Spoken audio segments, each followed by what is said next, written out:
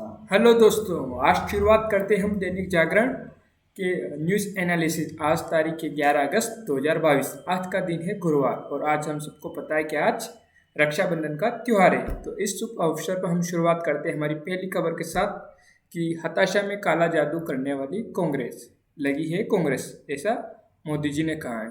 क्योंकि मोदी जी ने प्रधानमंत्री जी ने पानीपत में चुनावी रेवड़ियाँ बांटने वाले दलों और नेताओं पर बोला जोरदार हमला।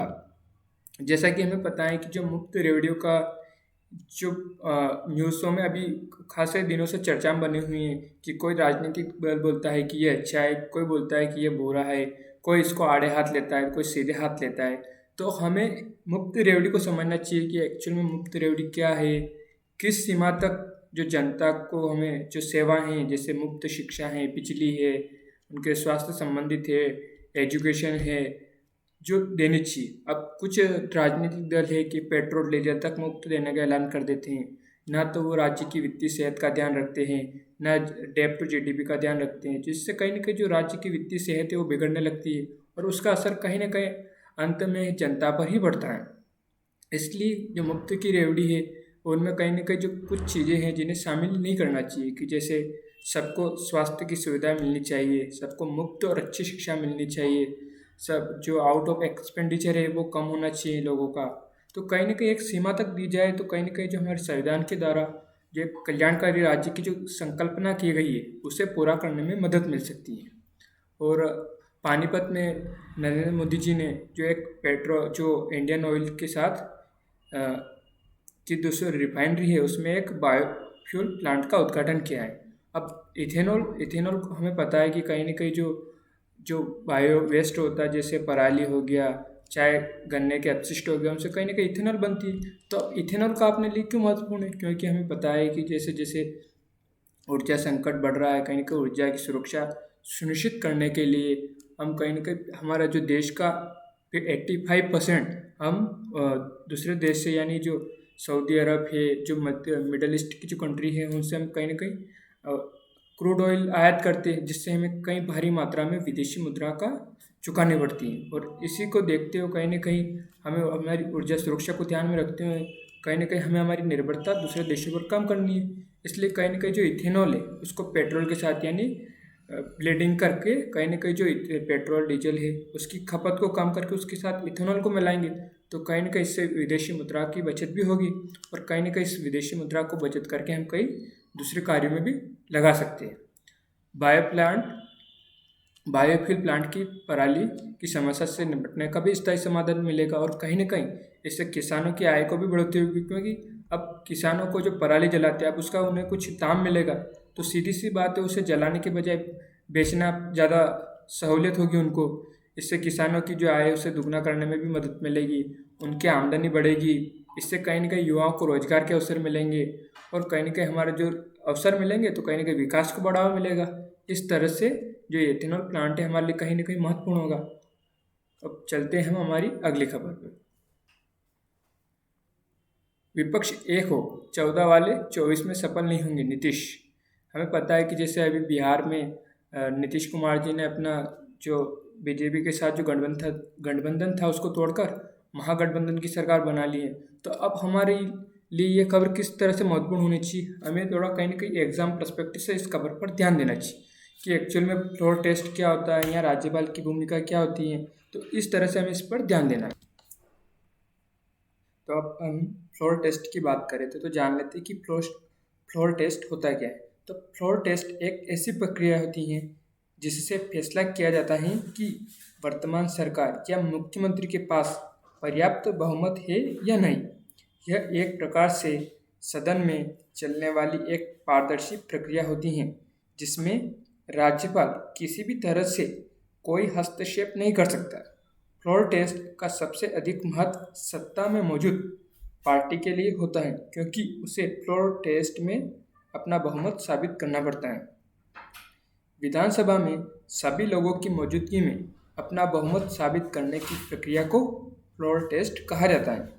वहीं सभी विधायक फ्लोर टेस्ट प्रक्रिया में स्पीकर के सामने अपना वोट करते हैं। यदि किसी राज्य में एक से अधिक पार्टियां सरकार बनाने के लिए कहती हैं लेकिन उस पार्टियों को बहुमत प्राप्त न होने की वजह से किसी एक पार्टी को फ्लोर टेस्ट में राज्यपाल के द्वारा बहुमत साबित करने के लिए कहा जा सकता है कि किसे बहुमत प्राप्त है। यह बहुमत सदन में उपस्थित विधायकों के वोटिंग के आधार पर कराया जाता है। इसमें यह भी जरूरी नहीं होता कि सभी विधायक इसमें वोट डालें। इसके साथ ही यदि सभी पार्टियों के मतदान बराबर हो रहे हैं तो इसमें फ्लोर टेस्ट एक संवैधानिक प्रावधान है। इसके लिए सरकार द्वारा विधानसभा में विश्वास प्रस्ताव रखा जाता है, जिसके लिए सदन में मतदान होता है। जब एक से अधिक लोग सरकार बनाने का दावा पेश करते हैं और बहुमत साफ नहीं होता तो राज्यपाल विशेष सत्र बुलाकर साबित करने को कह सकते हैं कि बहुमत किसे प्राप्त है या नहीं। अब चलते हैं हमारी अगली खबर पे। तो हमारी अगली खबर है ताइवान के निकट चीनी सेना का एक अभ्यास गश्त के लिए जारी रहेगा। जैसा कि हमें पता है कि अभी चीन और ताइवान के बीच गतिरोध चल रहा है, तनाव के बादल मंडरा रहे हैं, तो इस बीच में हमारे लिए ये खबर बहुत महत्वपूर्ण हो जाती है। तो चीन की सेना ने ताइवान के इर्द गिर्द अपना सैन्य अभ्यास पूरा कर लिया है, लेकिन उसकी गश्त जारी रहेगी। बुधवार को चीन की ओर से आए इस बयान के बाद माना गया है कि उसकी सेना ने ताइवान के नज़दीक सैन्य अभ्यास पूरा कर लिया है। पिछले हफ्ते यह अभ्यास अमेरिकी संसद के प्रतिनिधि सभा सदन की स्पीकर नैन्सी पेलोसी की ताइवान दौरे के बाद शुरू हुई थी। तो हम जान लेते हैं थोड़ा ताइवान का इतिहास। ताइवान की बात करें तो 1949 में यानी 1949 में चीन से अलग हुआ फार्मोसा अब ताइवान के नाम से जाना जाता है। ये चीन से करीब 130 किलोमीटर की दूरी पर स्थित एक द्वीप है। दरअसल दूसरे विश्व युद्ध के दौरान चीन में दो पार्टियों के बीच सत्ता के लिए संघर्ष चल रहा था और अंततः 1949 में सत्ताधारी नेशनल पार्टी यानी कुओमिंतान को हराकर कम्युनिस्ट पार्टी जीत गई और इसके बाद कुओमिंतान के लोग चीन की मुख्य भूमि को छोड़कर उससे 130 किलोमीटर दूर ताइवान एक द्वीप पर चले गए और मुख्य भूमि से संपर्क काटकर अपनी सरकार बना ली और उसी सरकार को बोलते हैं रिपब्लिक ऑफ चाइना। यानी जो ताइवान की जो सरकार है उसे बोलते हैं रिपब्लिक ऑफ चाइना, और जो मेन भूमि यानी जो चाइना जिसे आज हम बोलते हैं उसकी जो सरकार को बोलते हैं रिपब्लिक ऑफ चाइना। चलते हैं हमारी अगली खबर पर। अब चलते हैं हमारी अगली खबर पे। तो अगली खबर है हमारी स्वदेशी तोपों की सलामी से लाल किले पर जमेगा रंग। जैसा कि हमें पता है कि स्वतंत्रता के 75 साल पूरे होने पर समारोह को स्मरणीय बनाने के लिए केंद्र सरकार ने कई नई पहल की। आंगनवाड़ी कार्यकर्ताओं, रेहड़ी पटरी विक्रेताओं से लेकर मुर्दाघर में काम करने वाले होंगे विशेष मेहमान। स्वदेशी होवित्जर तोपें तिरंगे को सलामी देगी। रक्षा अनुसंधान और विकास संगठन DRDO ने मेक इन इंडिया के तहत advance tort artillery gun system यानी ATAGS को विकसित किया है, जो भारत की बढ़ती क्षमता को प्रदर्शित करता है। ATAGS परियोजना को 2013 में DRDO ने भारतीय सेना में पुरानी तोपों को आधुनिक यानी 155 mm आर्टिलरी गन से बदलने के लिए शुरू की थी। एक भारत श्रेष्ठ भारत भारत की सांस्कृतिक विविधता के प्रतीक स्थानीय परिधान में नजर आएंगे। इस समारोह में गणतंत्र दिवस की तरह ही स्वतंत्रता के 75 वर्षों को दर्शाने वाले नियमित कार्यक्रमों के अलावा कई नई पहलें की गई हैं इस बार के स्वतंत्रता दिवस पर। अब चलते हैं हमारी अगली खबर। देश के 49वें प्रधान न्यायाधीश होंगे जस्टिस ललित 27 को लेंगे शपथ। ये हमारे GS2 यानी राज्य व्यवस्था से संबंधित टॉपिक है। जस्टिस उदय उमेश यूयू ललित देश के 49वें प्रधान न्यायाधीश यानी चीफ जस्टिस ऑफ इंडिया होंगे। उनकी नियुक्ति के अधिपत्र यानी वारंट पर राष्ट्रपति द्रौपदी मुर्मू ने बुधवार को हस्ताक्षर किए हैं। वर्तमान में हमारे जो चीफ जस्टिस है NV रमना 26 अगस्त को सेवानिवृत्त होंगे और कार्यकाल 3 महीने से भी कम का रहेगा। हमारे जो ये अगले जो चीफ जस्टिस ऑफ इंडिया बनेंगे, यानी जो U Lalit ji, supreme court के जो न्यायाधीश होते हैं उनका 65 वर्ष, और सभी 25 हाई कोर्ट के जज 62 साल की उम्र पूरी करने के बाद सेवानिवृत्त हो जाते हैं। तो हम थोड़े से सुप्रीम कोर्ट के बारे में जान लेते हैं। जो सर्वोच्च न्यायालय ने सर्वोच्च न्यायालय का गठन है वो 28 जनवरी 1950 को किया गया था, और इसमें न्यायाधीश की संख्या 31 होती है, जिनमें से एक मुख्य न्यायाधीश यानी जिसे हम चीफ जस्टिस ऑफ इंडिया एवं 30 अन्य न्यायाधीश होते हैं।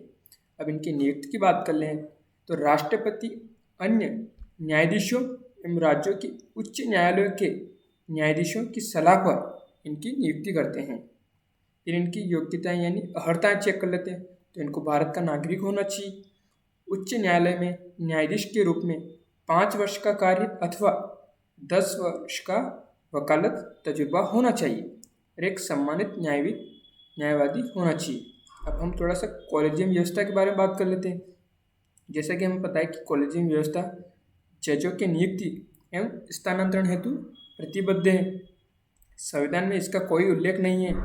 28 अक्टूबर 1998 में 3 जजों के विषय में फैसले के बाद कॉलेजियम व्यवस्था प्रभावी हुई।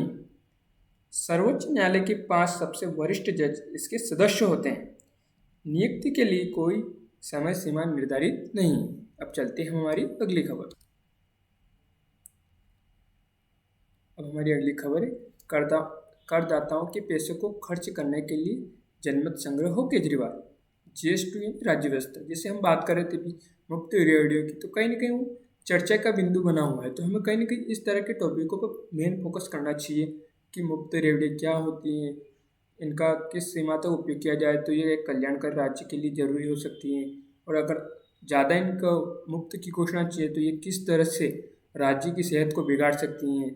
और करदाताओं के टैक्स का पैसा लेकर उनका प्रयोग चंद दोस्तों के कर्ज को माफ़ करना, तो ये इस तरह के कहीं ना कहीं जो प्रश्न हैं ये अभी कहीं ना कहीं चर्चा में बने हुए हैं कि क्या मुफ्त रेडियो में जैसे जनता को मुफ्त सुविधा देना है, तो कहीं ना कहीं अब हमें कल्याणकारी राज्य की अवधारणा को भी पूरा करना है। तो कहीं ना कहीं हमें जो गरीब और जो वंचित हैं उन्हें कहीं ना कहीं अच्छी शिक्षा भी पहुंचानी, अच्छी शिक्षा के साथ अच्छी चिकित्सा, स्वस्थ व्यवस्था, बिजली, पानी, सड़क, ये सब चीज़ें देनी जरूरी है। क्यों नहीं कहीं, क्योंकि वो अभी वंचित है, गरीब है, तो कहीं ना कहीं उनकी ये मतलब अफोर्डेबल से बाहर है। तो कहीं ना कहीं हमें कल्याणकारी राज्य की अवधारणा है, यानी सबको लेकर चलना है, यानी समावेशी विकास को करना है। तो कैसे होगा, कहीं ना कहीं हमें जो मुख्य धारा से कट चुके लोग हैं उन्हें कहीं ना कहीं मुख्य धारा में शामिल करना होगा, तभी तो हम सबको साथ समावेशी विकास की बात करके लेंगे। तो कहीं ना कहीं ये ऐसी सुविधा है जो देनी चाहिए। जैसे आज हम अमेरिका की बात करते हैं, विकसित देशों की बात करते हैं, तो उन्होंने भी कहीं ना कहीं ऐसी जो बेसिक यानी जो मूलभूत सुविधाएं हैं वो कहीं ना कहीं अपने नागरिकों को दी है। तो इसीलिए आज उनके जो नागरिक है उनका कहीं ना कहीं इनमें पैसा बचा है, और उस पैसे को उन्होंने कहीं दूसरी जगह इन्वेस्ट किया है, तो कहीं ना कहीं उससे विकास को बढ़ावा मिला है। तो हमें भी कहीं ना कहीं इस तरह की रणनीति बनानी होगी कि जिससे हम जो सुपर पावर की जो अवधारणा देखते हैं कि भारत को हमें सुपर पावर बनाना, तो वो कैसे होगा, वो तभी होगा जब हम सबको सर्व समावेशी विकास की बात करेंगे और सबको साथ लेकर चलेंगे। अब चलते हैं हमारी अगली खबर पर। तो हमारी अगली खबर है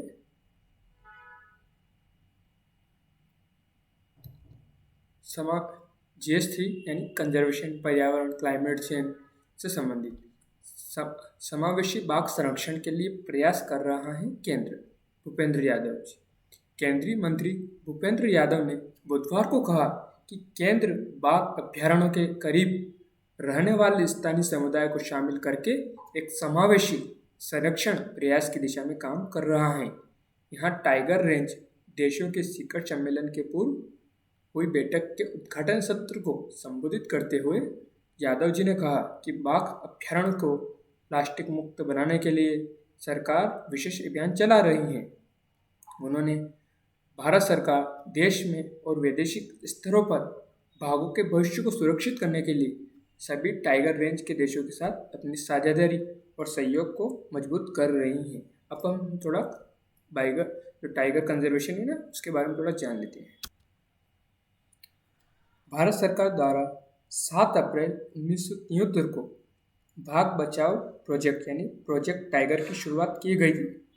इस परियोजना के अंतर्गत शुरुआत में 9 बाघ अभयारण्यों की स्थापना की गई, लेकिन वर्तमान में भारत बाघ अभयारण्य में कुल संख्या 53 है। राष्ट्रीय बाघ संरक्षण प्राधिकरण द्वारा 2018 में प्रकाशित रिपोर्ट के अनुसार भारत में कुल बाघों की संख्या 2,967 है, जिसमें से सबसे अधिक बाघ मध्य प्रदेश राज्य में है। मध्य प्रदेश में कुल बाघों की संख्या 526 है। इस रिपोर्ट में बाघों की संख्या के मामले में कर्नाटक दूसरे स्थान पर है, यहाँ कुल 524 बाघ हैं। इसके बाद उत्तराखंड, महाराष्ट्र एवं तमिलनाडु का स्थान है। फिर हम चलते हैं हमारी इस रिपोर्ट के अनुसार भारत में सबसे अधिक बाघ पेंच टाइगर रिजर्व में है। यह टाइगर रिजर्व मध्य प्रदेश और महाराष्ट्र दोनों राज्यों में फैला हुआ है। अब चलते हैं हमारी अगली खबर पर। वर्तमान समय में भारत में कुल 53 टाइगर रिजर्व हैं। असम के औरंग राष्ट्रीय उद्यान को प्रोजेक्ट टाइगर के तहत वर्ष 2016 में भारत का 49वां टाइगर रिजर्व घोषित किया गया। इस टाइगर रिजर्व को मिनी काजीरंगा के नाम से भी जाना जाता है। कमलान वन्यजीव अभयारण्य भारत का 50वां टाइगर रिजर्व है, जो भारत के अरुणाचल प्रदेश राज्य में स्थित है। इस वन्यजीव अभयारण्य को वर्ष 2016 में टाइगर रिजर्व का दर्जा प्रदान किया गया था। श्रीविल्ली पुथुर मेघामलाई टाइगर रिजर्व भारत का 51वां टाइगर रिजर्व है। 11 अप्रैल 2021 को इसे भारत के 51वें एवं तमिलनाडु राज्य के 5वें टाइगर रिजर्व के रूप में घोषित किया गया। इस टाइगर रिजर्व को तमिलनाडु के 2 वन्यजीव अभयारण्यों गिरिजट गिलहरी वन्यजीव अभयारण्य और मेघामलाई वन्यजीव अभयारण्य के संयोजन से बनाया गया है। इस टाइगर रिजर्व का संपूर्ण क्षेत्र 1016 वर्ग किलोमीटर है। पेंच टाइगर रिजर्व भारत का एकमात्र टाइगर रिजर्व है जो 2 राज्यों यानी महाराष्ट्र और मध्य प्रदेश में फैला हुआ है। इस टाइगर रिजर्व की स्थापना वर्ष 1977 में की गई थी। और बोर टाइगर रिजर्व भारत का सबसे छोटा टाइगर रिजर्व है, जो महाराष्ट्र के वर्धा जिले के वर्धा घाटी में स्थित है। यह टाइगर रिजर्व 138 वर्ग किलोमीटर के क्षेत्र में फैला हुआ है।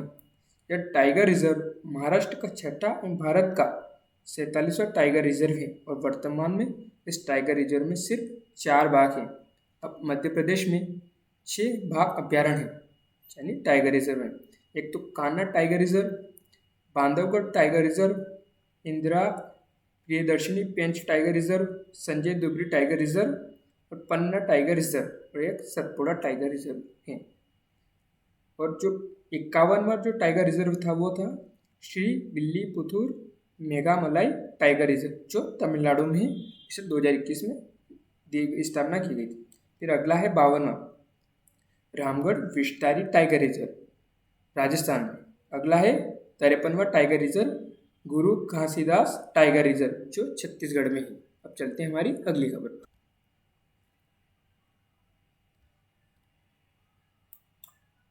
चुनाव को समावेशी बनाने को एशिया रीजनल फोरम की बैठक आज। निर्वाचन आयोग गुरुवार को एशियन रीजनल फोरम की बैठक डिजिटल माध्यम से आयोजित करने जा रहा है। आयोग ने कहा कि यह बैठक आने वाले महीने में मेक्सिको में राष्ट्रीय मतदाता संस्थान द्वारा आयोजित लोकतंत्र के लिए वैश्विक सम्मेलन से पहले आयोजित की जा रही है। इसका विषय चुनाव को समावेशी, सुगम, सहभागितापूर्ण बनाना है। निर्वाचन आयोग ने कहा कि वैश्विक सम्मेलन क्षेत्रीय फोरम की बैठकों का उद्देश्य अंतर्राष्ट्रीय संगठनों, दुनिया के निर्वाचन निकायों के बीच तालमेल बनाना है।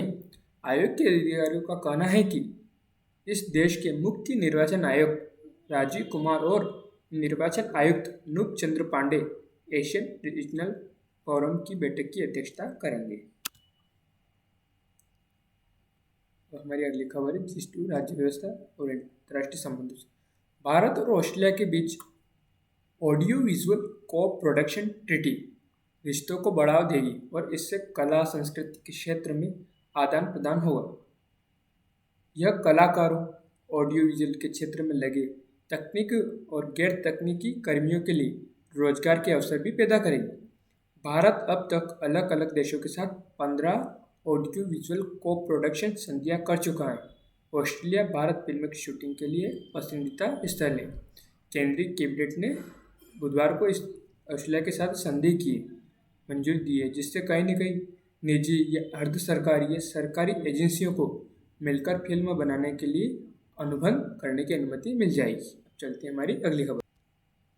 अभी हम बिहार की मैप का आखिरी में थोड़ा सा एनालिसिस करेंगे। जैसे ये ईडी फिर से चर्चा में होना हुआ है, तो हमें इस तरह से देखना है ईडी को। ईडी ने संबंधित ठिकानों में सोना चांदी की खरीद बिक्री से संबंधित दस्तावेज एवं अन्य डिजिटल उपकरण भी जब्त किए हैं और इस पूरे प्रकरण में मनी लॉन्ड्रिंग अधिनियम के तहत ईडी का अनुसंधान जारी है।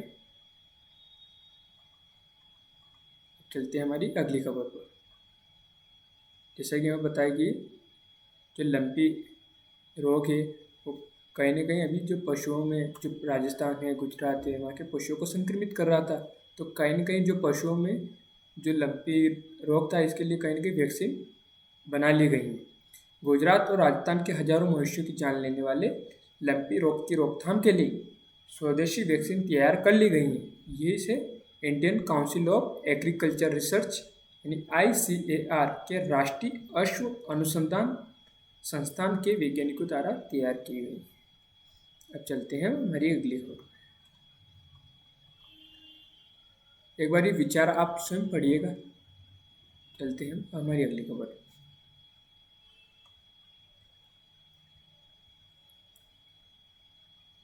ऐप लोन में सीमित होगी मध्यस्थता की भूमिका। बैंकिंग सिस्टम में डिजिटल माध्यम के बढ़ते प्रचलन को देखते हुए RBI ने आम ग्राहकों के हितों की रक्षा के लिए कुछ जरूरी कदम उठाने का ऐलान किया है। RBI ने डिजिटल बैंकिंग यानी मोबाइल ऐप से लोन वितरण पर गठित कार्यदल की कुछ सिफारिशों को लागू करने का फैसला किया है। इसमें एक अहम फैसला यह है कि बैंकों व ग्राहकों के बीच कर्जा दिलाने में अहम भूमिका निभाने वाले जो लेंडिंग सर्विस प्रोवाइडर व ग्राहकों की जानकारी लेने, आवेदन करने, कर्ज की राशि आवंटित करने, कर्ज वसूली करने वाली कंपनियां की भूमिका सीमित कर दी गई। RBI ने साफ तौर पर कहा है कि कर्ज का वितरण और कर्ज की वसूली सीधे बैंक और ग्राहकों के बीच होनी चाहिए और इसमें जो कर्ज के वितरण से सहित ब्याज का ब्यौरा, कर की दर, सेवा शर्तें सभी का इस विवरण देना होगा। ग्राहकों के जो भी डेटा लिए जाएंगे वो सिर्फ ग्राहक की लेन देन के लिए ही किया जाएगा और जो भी खास किस्म का जो डेटा होगा उसका इस्तेमाल ग्राहकों से साफ तौर पर पूछा जाएगा कि उसकी स्वीकृति है या नहीं। कहीं ना कहीं जो डिजिटल इंडिया को है, डिजिटल इकोनॉमी है, जो 5 ट्रिलियन की अर्थव्यवस्था बनाना है, तो उसमें कहीं ना कहीं इस तरह के महत्वपूर्ण कदम साबित हो सकते हैं, जिससे कहीं ना कहीं इकोनॉमी में पारदर्शिता, ट्रांसपेरेंसी, भ्रष्टाचार मुक्त, जो टाइम लेटेसी लगती थी, जो समय का विलम्ब होता था, कर्ज लेने में कई महीने लग जाते थे, तो कहीं ना कहीं उसमें एक तरह से समय की भी बचत होगी और कहीं ना कहीं निवेश बढ़ेगा इस चीज़ों से और इससे कहीं ना कहीं काम में तीव्रता आएगी। तो कहीं ना कहीं जो हमारे देश की विकास दर है उसमें अपना महत्वपूर्ण योगदान निभाएगा।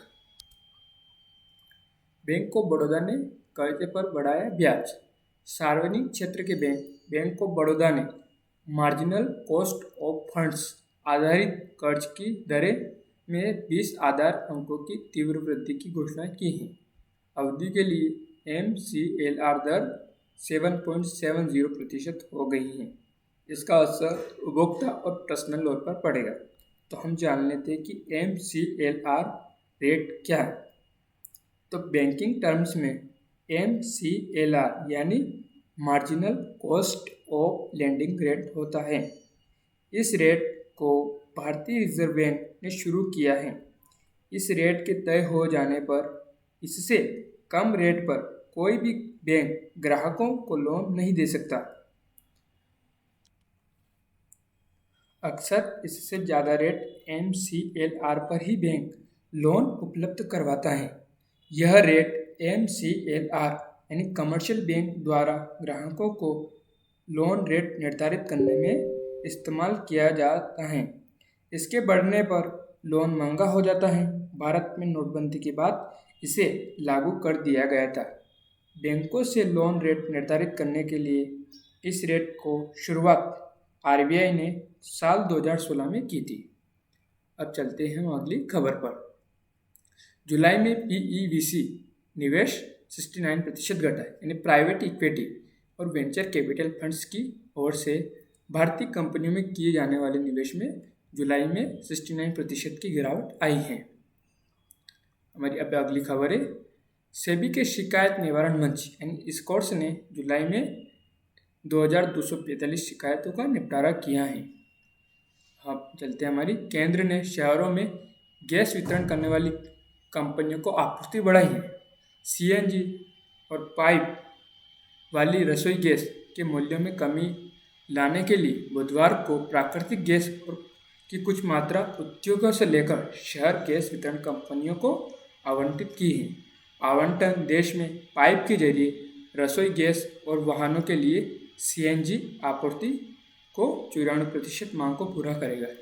अब ये खबर कहीं ना कहीं जो डिमांड एंड सप्लाई है, यानी सप्लाई बढ़ाने से कहीं ना कहीं जो कीमत है वो कम होती है, क्योंकि डिमांड बढ़ने से कहीं ना कहीं जो कीमत है वो बढ़ जाती है। तो कहीं ना कहीं इससे डिमांड और सप्लाई में संतुलन स्थापित किया जाएगा ताकि महंगाई को नियंत्रित किया जा सके। अब हमारी अगली खबर है, केंद्र सरकार ने राज्यों को 1.16 लाख करोड़ रुपए जारी किए।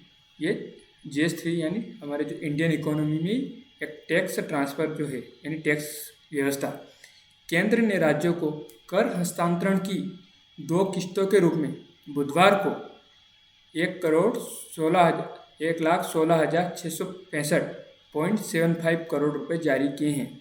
सामान्यतया सरकार को एक किस्त में 58,332.86 करोड़ रुपए की मासिक किस्त जारी करनी होती है। तो वित्त मंत्रालय ने बताया कि इसमें उत्तर प्रदेश को सबसे अधिक 20,928 करोड़ रुपए मिले हैं और 11,734 करोड़ रुपए के साथ बिहार दूसरे नंबर पर है।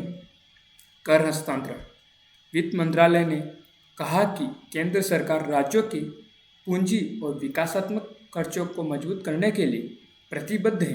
अभी केंद्र की ओर से संग्रहित कुल कर में 41% करों का हस्तांतरण वित्त वर्ष के दौरान राज्यों को किया गया है। अब चलते हैं हमारी अगली खबर, एशिया की मजबूत अर्थव्यवस्था बनकर उभर सकता है भारत। वैश्विक बाधाओं के बीच भारतीय अर्थव्यवस्था, वैश्विक ब्रोकरेज एजेंसी यानी मॉर्गन स्टैनली ने एक अच्छी खबर दी। मॉर्गन स्टैनली के अर्थशास्त्रियों ने कहा कि वित्त वर्ष यानी 22-23 में भारत एशिया की सबसे मजबूत अर्थव्यवस्था बनकर उभर सकता है। इसका कारण यह है कि भारत मजबूत घरेलू मांग उत्पन्न करने की स्थिति में है। आर्थिक सुधारों, युवा काल यानी वर्किंग एज पॉपुलेशन, कारोबारी निवेश से इसमें मदद मिलेगी। एजेंसी का अनुमान है कि वित्त वर्ष यानी 22-23 में भारत की विकास दर औसतन 7% रह सकती है। भारत का एशियाई व वैश्विक विकास में जो क्रमशः 28 व 22% का योगदान है। भारत में कम कॉरपोरेट दर, प्रोडक्शन लिंक्ड इंसेंटिव यानी PLI योजना, सप्लाई चेन के विविधीकरण के संभावित लाभार्थी के रूप में भारत घरेलू मांग को बनाए रखेगा। उत्पादन और निजी निवेश को बढ़ावा देने के लिए सरकार ने 2019 में कॉरपोरेट दर की दरों में कटौती की है। इसके अलावा घरेलू मैन्युफैक्चरिंग को बढ़ावा देने के लिए PLI योजना 2020 में भी लॉन्च की गई है। और ऊर्जा की ज़्यादा कीमतें चिंता का विषय है, ऐसा मॉर्गन स्टैनली का कहना है, क्योंकि रूस यूक्रेन युद्ध और आपूर्ति से जुड़ी बाधाओं के कारण ऊर्जा की ज़्यादा कीमतें एक चिंता का विषय है। लेकिन कहीं ना कहीं अभी इनके मूल्य में गिरावट आ रही है। भारतीय अर्थव्यवस्था अपने एक दशक के सबसे बेहतर प्रदर्शन के लिए तैयार है। इसका कारण यह है कि मांग में कमी को पूरा किया जा रहा है। स्वस्थ कॉर्पोरेट बैलेंस शीट, कारोबार भरोसा भारत के निवेश के लिए एक अच्छा दृष्टिकोण के लिए एक अच्छा है। ब्रोकनेस ने उम्मीद जताई है कि घरेलू खपत बढ़ेगी और वस्तुओं की तुलना में सेवाओं का निर्यात बढ़ेगा, जिससे कहीं न कहीं विदेशी मुद्रा का अर्जन भी होगा। ये हमारे लिए एक अच्छी खबर है। अब चलते हैं हमारी अगली खबर यानी GS3 इकोनॉमी। MSME की भागीदारी बढ़ाने के लिए ONDC और सिडबी में होगा समझौता। यानी अधिक से अधिक छोटे उद्यमी व दुकानदारों को ई कॉमर्स से जोड़ने के लिए open network for digital commerce यानी ONDC ने small industrial development bank of India यानी सिडबी के साथ समझौता किया है। समझौते के तहत सिडबी छोटे उद्यमी दुकानदारों को open network for digital commerce की पूरी जानकारी देगा, उससे जुड़ने के फायदे भी बताएगा। सिडबी मुख्य रूप से छोटे उद्यमी व कारोबारियों को लोन मुहैया कराता है। इस वजह से सिडबी की मदद से अधिक MSME को open network for digital commerce से जोड़ा जा सकता है। सिडबी ONDC से जुड़ने वाली उद्यमियों को ई कॉमर्स वित्तीय सहायता भी मुहैया कराएगा, छोटे उद्यमियों के उत्पादों की मार्केटिंग में भी काम में मदद करेगा। समझौते से सबसे बड़ा एक नेटवर्क तैयार किया जाएगा। सिडबी से उद्यमियों को ONDC से जोड़ेंगे, छोटे उद्यमियों को ई कॉमर्स प्लेटफॉर्म से जुड़ने में आसानी होगी और उनका तेज विकास होगा। Open network for digital commerce platform पर जुड़ने वाले उद्यमी या कारोबारियों को अपने उत्पादों को ग्राहक तक पहुंचाने की अब चिंता नहीं रहेगी। इस प्लेटफॉर्म पर क्रेता, विक्रेता और लॉजिस्टिक कंपनियां हैं। इस प्लेटफॉर्म पर क्रेता को भारी संख्या में विक्रेता मिलेंगे यानी बेचने वाले मिलेंगे, यानी क्रेता यानी खरीदने वाला और विक्रेता यानी बेचने वाला। बड़े ई कॉमर्स प्लेटफॉर्म यानी जो अमेजन है, फ्लिपकार्ट है, इस तरह की जो ई कॉमर्स कंपनियों हैं कि एकाधिकार को समाप्त करने के उद्देश्य से वाणिज्यिक व उद्योग मंत्रालय की देखरेख में open network for digital commerce platform को विकसित किया गया है, ताकि अधिक से अधिक छोटे दुकानदारों को ONDC प्लेटफॉर्म से जोड़ने का मौका मिल सके। अब चलते हैं हमारी अगली खबर पर, जो GS2 से यानी अंतर्राष्ट्रीय संबंध।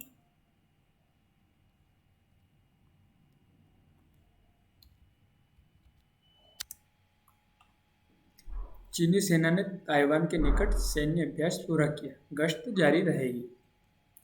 चीन ने सैन्य अभ्यास में कई लड़ाकू विमान, ड्रोन व युद्धपोतों का इस्तेमाल किया है। अमेरिकी संसद के प्रतिनिधि सभा संसद के स्पीकर नैन्सी पेलोसी के ताइवान दौरे के बाद ये इस तरह का अभ्यास शुरू किया है। इसने चीन ताइवान को अपना हिस्सा मानता है यानी वन चाइना पॉलिसी के तहत, जबकि यह द्वीप यानी जो ताइवान है खुद को स्वतंत्र लोकतांत्रिक राष्ट्र मानता है और सरकार स्वतंत्र रूप से ताइवान का संचालन करती है। दर्जनों देशों से ज़्यादा ने इसे मान्यता दे रखी है, लेकिन अमेरिका ने इसे अनौपचारिक लेकिन एक घनिष्ठ संबंध है। अमेरिका ने और भारत ने भी चाइना की वन चाइना पॉलिसी की नीति को मान रखा है।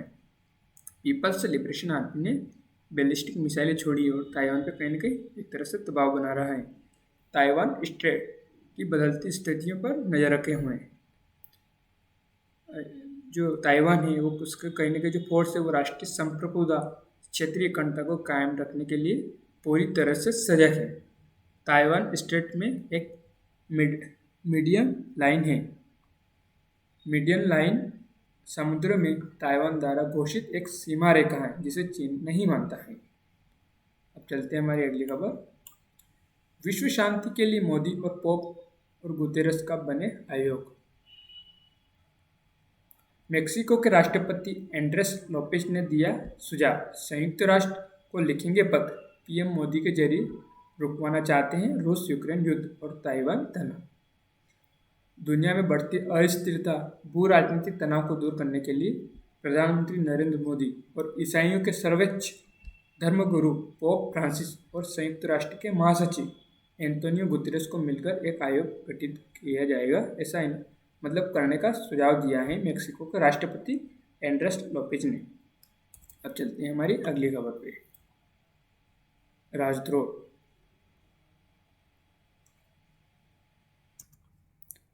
भारत के काटसा प्रतिबंधों से छूट की प्रक्रिया में तेजी लाएंगे बाइडेन खन्ना। तो हम थोड़ा सा काटसा के बारे में जान लेते हैं।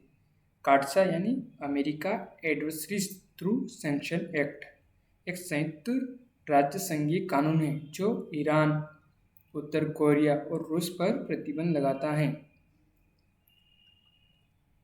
भारत को काटसा प्रतिबंधों से मिली विशेष छूट की प्रक्रिया में तेजी लाएंगे।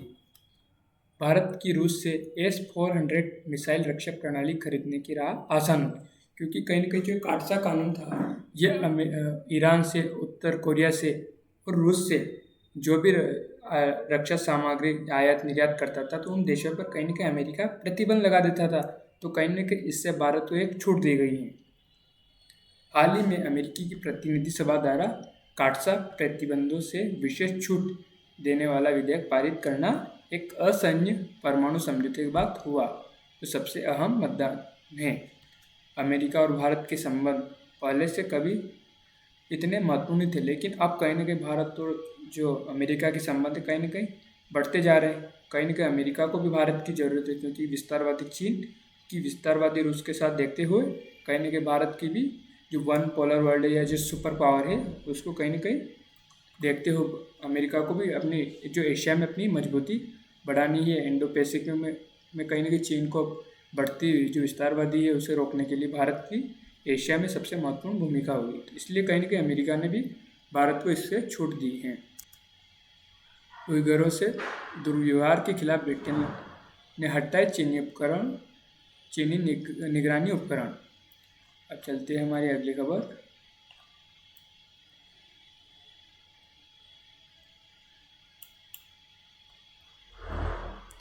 NTCA के निर्देश के बाद भी वन विभाग मध्य प्रदेश में बंद नहीं कर रहा नाइट सफारी। कान्हा, बांधवगढ़ सहित मध्य प्रदेश के सभी 6 टाइगर रिजर्व में चलाई जा रही नाइट सफारी को लेकर राष्ट्रीय बाघ संरक्षण प्राधिकरण ने और वन अधिकारी के बीच टकराव बढ़ता जा रहा है। जैसा कि हमें बताएं कि जो पार्क होते में एक कोर क्षेत्र होता है और कोर क्षेत्र के आसपास एक बफर जोन होता है। तो सभी पार्कों में कोर क्षेत्र होता है और जो वन्य प्राणियों का रहवास क्षेत्र माना जाता है। वर्षा काल में इसमें कोई गतिविधि संचालित नहीं की जाती। यही बात है कि NTCA भी कह रहा है, पर NTCA ने पार्कों की कार्ययोजना के तहत जारी दिशा निर्देशों में ये भी कहा है कि कोर क्षेत्र में पर्यटन कम कर बफर क्षेत्र में बढ़ाए जा सकते हैं। इसी आधार पर राज्य सरकार ने बफर में सफर योजना शुरू की। इससे कहीं न कहीं वहाँ के लोगों को रोजगार मिलेगा, क्योंकि वर्षा काल में जो कोर क्षेत्र होता है वहाँ आवाजाही बंद कर दी जाती है। तो इससे कहीं न कहीं लोग बेरोजगार हो जाते हैं। तो आसपास की होटल है, रिसोर्ट्स होते हैं वो खाली हो जाते हैं। वहाँ उनका जो रोजगार है, जो काम धंधा है वो चौपट हो जाता है। तो कहीं न कहीं सरकार ने जो ये बफर में सफर योजना शुरू की है मध्य प्रदेश सरकार ने। अब हम चलते हैं हमारी अगली खबर। जो GS3 ने साइंस एंड टेक्नोलॉजी गगनयान की कम ऊंचाई पर बचाव करने वाली मोटर का परीक्षण किया है। जैसे कि हमें पता है कि भारत यानी जो इसरो है अंतरिक्ष में भारत के पहले मानव मिशन गगनयान की लिए तैयार कर रहा है। तो अंतरिक्ष इसरो वैज्ञानिकों ने अंतरिक्ष में भारत के पहले मानव मिशन गगनयान का अहम पड़ाव बुधवार को पार कर लिया है। गगनयान प्रोजेक्ट को लेकर बुधवार को इसरो ने एक महत्वपूर्ण उपलब्धि हासिल की है। आंध्र प्रदेश के श्रीहरिकोटा से अंतरिक्ष यात्री बचाव प्रणाली की कम ऊंचाई पर बचाव करने वाली मोटर का सफल परीक्षण हुआ है।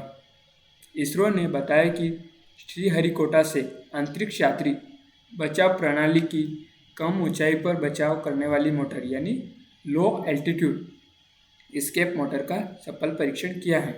अंतरिक्ष यात्री बचाव प्रणाली किसी दुर्घटना की स्थिति में गगनयान में अंतरिक्ष यात्रियों को मॉड्यूल्स को बाहर निकाल देती हैं और अंतरिक्ष यात्रियों का बचाव करती हैं। लो एल्टीट्यूड एस्केप मोटर अंतरिक्ष यात्रियों के मॉड्यूल को लॉन्च व्हीकल से बाहर निकालने में अंतरिक्ष यात्रियों का बचाव प्रणाली की मदद करती हैं। अब हमारी अगली खबर है जो GS1 मॉडर्न हिस्ट्री से। भारतीय गणराज्य का हिस्सा बना दादरा और नगर हवेली। 1961 में आज ही दादरा और नगर हवेली भारतीय गणराज्य का हिस्सा बना था। लंबे संघर्ष के बाद 1954 में ही इसे पुर्तगाल से आज़ाद करा लिया गया था। 1961 तक यहाँ जनता ने अपना शासन चलाया था। बाद में एक केंद्र शासित प्रदेश के रूप में भारतीय गणराज्य का हिस्सा बना था। अब चलते हैं हमारी अगली खबर। GS3 यानी science and technology, India achievement in science technology. जैसे कि हमें पता है कि 1999 में कारगिल युद्ध के दौरान भारत के पास अपना एक ग्लोबल पोजिशनिंग सिस्टम यानी GPS नहीं था। तब भारत ने अमेरिका से GPS यानी जो नेविगेशन था उससे मदद मांगी थी, लेकिन अमेरिका ने अपना GPS से मदद नहीं की थी। तो उसी समय भारत ने एक स्वदेशी उपग्रह नेविगेशन प्रणाली की आवश्यकता को महसूस किया और इसके बाद इसरो के 7वें नेविगेशन सैटेलाइट IRNSS-1G की कामयाबी के बाद भारत के पास अपना खुद का GPS नेविगेशन सिस्टम यानी नाविक है। नाविक एक 7 सैटेलाइट वाला एक रीजनल नेविगेशन सिस्टम है जिसे इसरो ने विकसित किया है। इस सैटेलाइट समूह की मदद से भारत अंतरिक्ष में अपना आसपास के 15,000 किलोमीटर के दायरे में स्थित देशों में पोजिशनिंग सर्विसिंग मुहैया कराने में सक्षम होगा। भविष्य में आप गूगल मैप्स के साथ नाविक का भी उपयोग कर पाएंगे। इसरो का दावा है कि यह सिस्टम प्राइमरी सर्विस एरिया में 20 मीटर तक सही जानकारी देता है। नाविक सिस्टम में अमेरिका के GPS, रूस के ग्लोन-S, यूरोप के गैलीलियो और चीन के वीडियो की तरह ही इसका इस्तेमाल अब नौसेना, आपदा प्रबंधन में, गाड़ियों की ट्रैकिंग में, मोबाइल फ़ोन के इंटीग्रेशन में, मैप व जियोग्राफिकल डाटा, विजुअल और वॉइस रिकॉग्निशन के लिए किया जाएगा। नए नेविगेशन सिस्टम से सेना को बड़ा फायदा मिला है। इससे उसे गोपनीयता बनाए रखने में मदद मिल सकती है। चांद और मंगल तक का सफर। भारत ने जब सीमित संसाधनों के साथ अंतरिक्ष कार्यक्रम की शुरुआत की थी, तब शायद ही किसी ने सोचा होगा कि भारत पहले ही प्रयास में मंगलयान पर अपना सफल अभियान पूरा करेगा और चांद और मंगल पर अपना यान भेज सकता है। इसरो ने चंद्रयान मिशन 1 के जरिए दुनिया को दिखा दिया है कि भारत भी कुछ कर सकता है। 2008 को चंद्रयान 1 का सफल परीक्षण करने से दुनिया में को भारत ने चकित कर दिया था। चंद्रयान के बाद वर्ष 2014 में मंगल मिशन की कामयाबी ने देश को अंतरिक्ष विज्ञान में क्षेत्र में दुनिया के अग्रणी देशों की कतार में ला खड़ा किया है। अपने पहले ही प्रयास में इसरो ने मंगलयान का मंगल ग्रह की कक्षा में बहुत ही सफलतापूर्वक प्रक्षेपण किया था। भारत का मंगलयान जो पहले ही प्रयास में सफल हो गया था, क्योंकि कई देशों ने, जैसे अमेरिका ने, यूरोप की एजेंसियों ने, रूस ने इसको पहले प्रयास में सफल नहीं किया था। उन्होंने कई प्रयास किए थे मंगलयान के। मंगलयान को 5 नवंबर 2013 को सतीश धवन स्पेस सेंटर यानी श्रीहरिकोटा यानी आंध्र प्रदेश से लॉन्च किया गया था, जो 24 अक्टूबर 2014 को मंगल की कक्षा में पहुंचने के साथ ही भारत का यह सफल अभियान बना। स्वाधीनता की राह तकनीक के साथ। 1947 में जब भारत अंग्रेजों से आज़ाद हुआ तो देश को विज्ञान और तकनीक के क्षेत्र में उपलब्धियां लगभग शून्य थी, लेकिन राजनीतिक इच्छा शक्ति, देश प्रेम और जज्बे और वैज्ञानिकों की कर्मठता ने आज भारत को कहीं न कहीं तकनीक और विज्ञान के क्षेत्र में कहीं न कहीं स्वावलंबन बनने में बहुत बड़ा योगदान निभाया है और देश का मस्तक ऊंचा किया है। इसरो ने किया गौरवान्वित।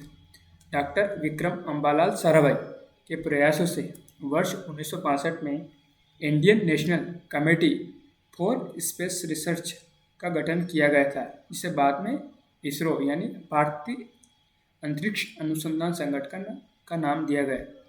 1975 में देश के पहले उपग्रह आर्यभट्ट को प्रक्षेपित करने के बाद इसरो को एक बड़ी सफलता वर्ष 1979 में मिली। इसरो द्वारा निर्मित पहला प्रायोगिक सुदूर संवेदन उपग्रह भास्कर 1 को 1979 को प्रक्षेपित किया गया।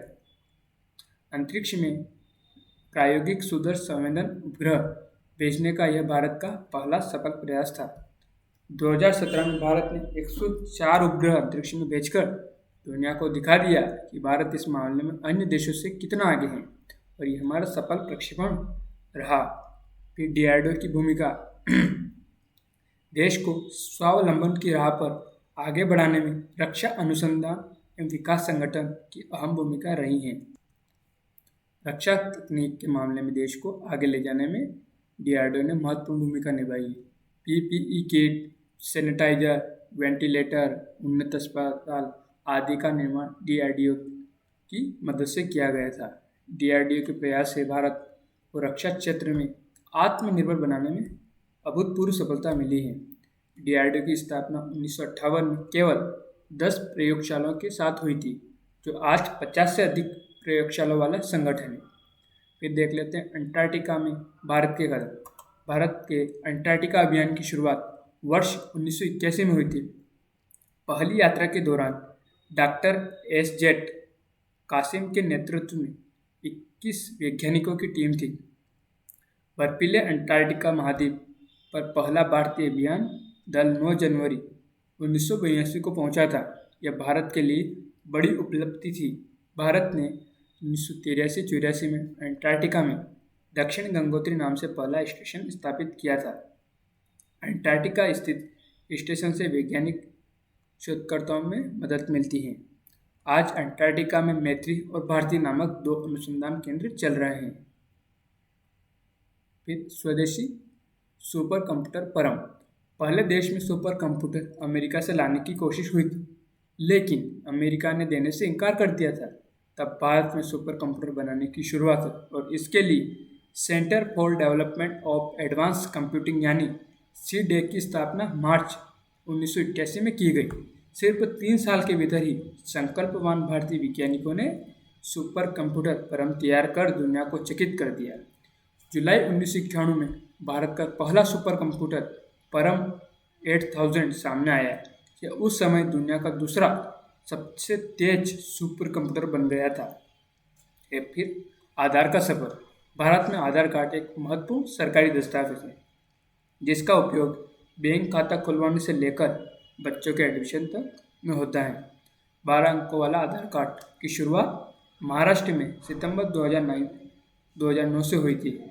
आज कल्याणकारी योजनाओं का फायदा से लेकर पैन कार्ड, आयकर रिटर्न सभी जगह आधार का उपयोग हो रहा है। तो हमारी खबर यहीं खत्म होती है। धन्यवाद। थोड़ा बिहार के बारे में जान लेते हैं। बिहार की सीमा ऊपर से नेपाल से, इधर उत्तर प्रदेश से, मध्य प्रदेश से, नीचे झारखंड से, वेस्ट बंगाल से मिल रही है। तो जो बिहार है, बिहार में गंगा नदी आ रही है और गंगा की जो सहायक नदी है यानी जो बाईं तरफ से मिल रही है वो है गंडक। नीचे से यानी दाईं तरफ से सोन नदी आकर मिल रही हैं। और फिर आगे बढ़ते बढ़ते इसमें ये काटिहार प्लान आता है यहाँ पर। ये नॉर्थ बिहार प्लान होगा यानी उत्तरी जो बिहार मैदान है, ये नीचे दक्षिणी बिहार के मैदान आ गए। यहाँ राजगीर के हिल्स हैं, जहाँ पाटलिपुत्र यानी मगध का जो साम्राज्य देखते थे कि जो राजगीर की हिल्स की पहाड़ियों में था। और इधर नीचे राजमहल की हिल्स आ गई, यहाँ की पहाड़ियाँ आ गई हैं। बिहार का मैप देख लेते हैं एक बार गूगल मैप में। इसकी ये बिहार की राजधानी पटना और बिहार के ऊपर ये नेपाल से इसकी सीमा लग रही है। इधर उत्तर प्रदेश आ गया है,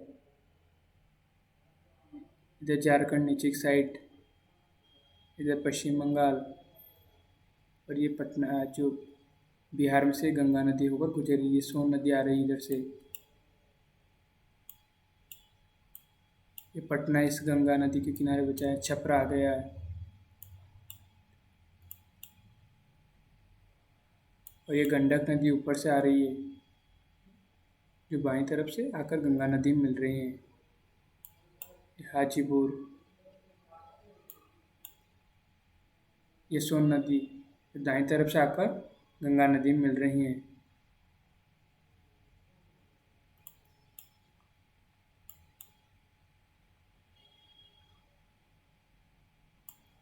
ये कोसी नदी जिसे बिहार का शोक नदी भी कहा जाता है, जिससे बिहार में बहुत ज़्यादा बाढ़ आती है। और फिर ये गंगा नदी बिहार से निकलते हुए पश्चिम बंगाल होते होते बांग्लादेश में इंटर करती हैं, जहाँ इसका नाम कहीं भी पद्मा पड़ जाता है। इधर से ब्रह्मपुत्र नदी आ रही है असम से होती हुई।